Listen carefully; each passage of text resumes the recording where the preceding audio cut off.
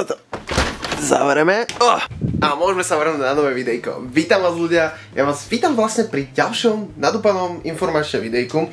Dneska, podľa názvu, jak ste mohli vyčítať, tak sa budeme venovať určovaniu pavúčkov. Respektíve si budeme dneska ukazovať to, ako ja určujem pavúčky, respektíve ako veľa chovateľov určuje pavúčky. Možno tam sú nejaké menšie odchýlky, ale toto je my way, alebo moja cesta, alebo moja varianta, ako to ja robím.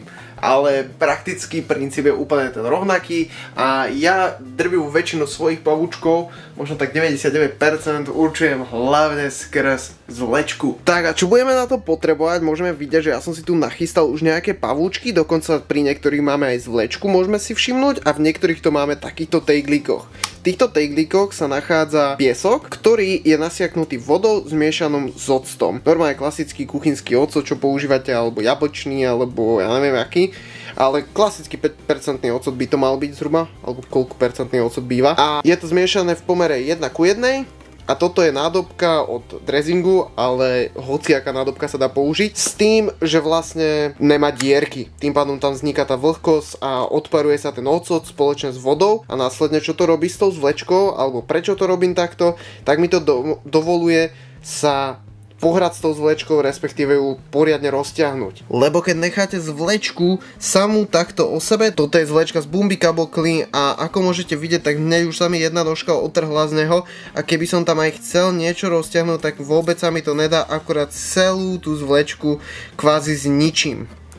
No a presne, aby sa nám toto nestalo, tak dávam do tohoto tejglíku. Lebo, ako si môžeme aj ukázať, tak keď ju vyberiem a vás si následne vložím do statívu, tak vám budem moc schopný ukázať celý tento proces, ako krásne sa dá rozťahnuť celá táto zvlečka.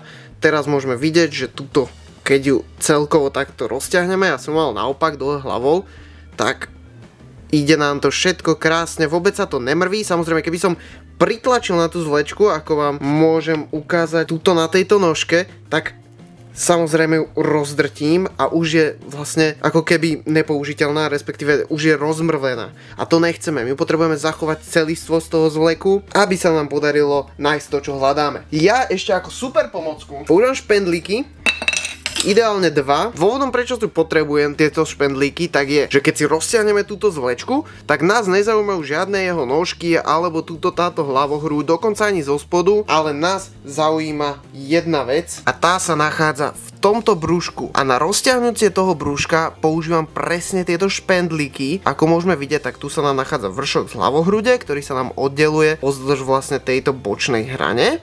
A vtedy sa to vylúpne a zároveň vychádza pavúčik z nej. A brúško sa nám tiež pozdĺžne vlastne roztrháva za ideálnych podmienok a vtedy vlastne pavúk z toho pekne vyjde. No, ale my to takto potiahneme. Nevadí nám, keď sa nám podarí roztrhnúť napríklad hlavohrú, to vôbec nevadí, keď ju poškodíme, alebo tú vrchnú časť z brúška. Napríklad ja to túto úplne až oddelím a potrebujeme vlastne tú spodnú časť, ideálne medzi prvým a druhým plúcnymi vakmi, a keď to takto krásne rozťahnete, tak môžeme vidieť, že sa nám to aj už tak dáva dokupy, že môžeme tam niečo vidieť. A rýchla škola hrou teraz, aby som vám ukázal, čo hľadáme v tej zvlečke, tak aby sme sa iba rýchlo vedeli orientovať, čo sa nám v tomto brúšku nachádza, a aby ste vedeli nájsť aj tie plúcne vaky, tak tuto máme tieto biele, to sú tie plúcne vaky. Jeden, druhý. To je prvý pár a hneď pod nimi vidíme druhý.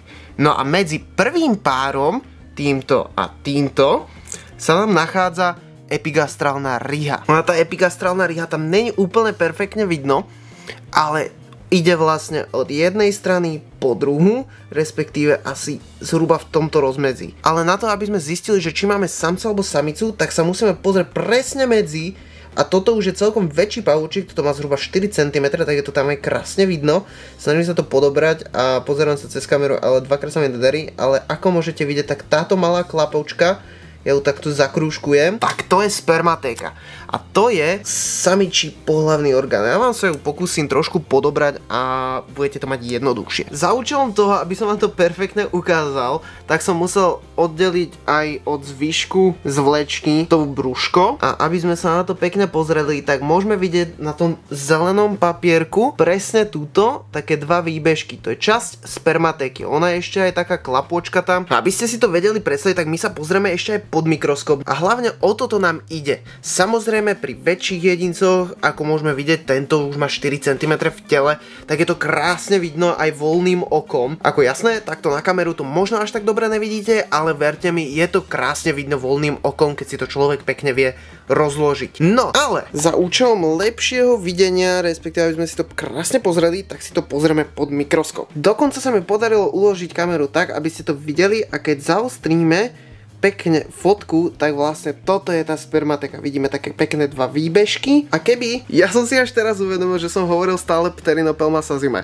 Myslel som Psalmopeus pulcher. Ja sa ospravedlňujem za toto nedorozumie, tiež som iba človek a viete veľmi dobre, že keď rozprávam, tak sa mi často pletú slova a nie je to len názvy. Dobre, tak ešte raz. Tuto sme si našli na Arachnoboards. Vidíme, že tuto sa niekto pýtal na určovanie pohlavia u pavúčko a takto krásne môžeme vidieť, že tuto to krásne vystihol týpek. Môžeme vidieť jeden plúcny vák, druhý plúcny vák, epigastrálnu rihu a pekné dva výbežky, na ktoré vlastne nám určujú spermatéku. Takže vďaka tomuto vieme, že naša Psalmopeus pulcher je samica. A ak by ste si toto všetko chceli vyskúšať napríklad aj vy doma, tak zoberte si jednu veľkú zvlečku, ktorú bude úplne stačiť, že navlhčiť len čistou vodou a chvíľu necháte pôsobiť, zhruba nejakých 10-15 minút. Keď tak náhodou môžete použiť nejakú krabičku, není to nutnosť, ide hlavne o to, aby ste poriadne naprášili tú vodu na tú zvlečku a hlavne to brúško.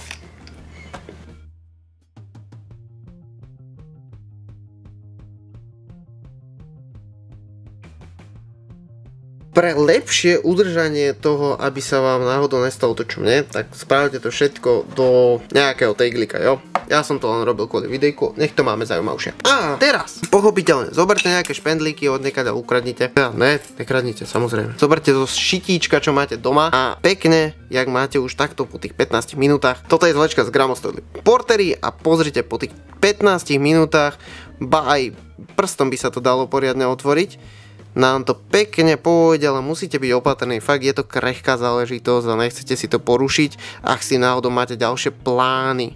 No, hľa na to, jak sa nám tu celé krásne otvorilo, aby ste si to krásne mohli predstaviť. Ježišmaria, toto sa nám bude ukazovať, na tejto som vám to mal hneď z fleku ukázať. Po menšom priblížení môžeme vidieť tú spermatéku, pozrite, aká je tam pekná.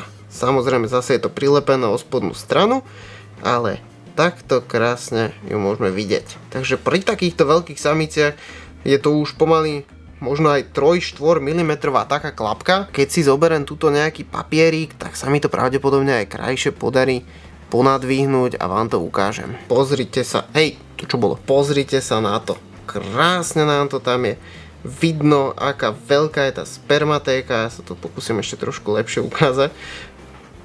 No, pozrite sa na to. Krásne obrovská spermatéka, ktorá nám určuje, že sa nám jedná o samičku a zase medzi prvým plúcnym párom to je. Takže takto jednoducho si dokážete aj doma sami popozerať tieto svoje veľké samičky, ak nejaké máte. Pri tých menších je to pomerne dosť ťažké a vám aj ukážem nejaké fotky, aby ste mali predstavu, jak je to prťavé, ale všetko iba pod mikroskopom a na to je nutný fakt ten mikroskop, ale pri týchto väčších krásne si to viete určiť. Samozrejme, keby toto bol samec, tak jednak není takýto veľký, lebo toto Gramostoli Portery fakt akože väčšinou vydávam samce o veľkosti iba tej hlavohrude s tým brúškom, toto je fakt krásna, obrovská, exkluzívna samica, ale nemal by tam vlastne túto spermatéku. No a dúfam, že sa vám videjko páčilo, dúfam, že ste sa niečo nového naučili, ak sa vám toto páčilo, hoďte like, poprípade odber, ako tu ešte nemáte, a do komentárov mi napíšte, či by ste takéto niečo vyskúšali, poprípade, či by ste mali záujem o niečo ešte ďalšie.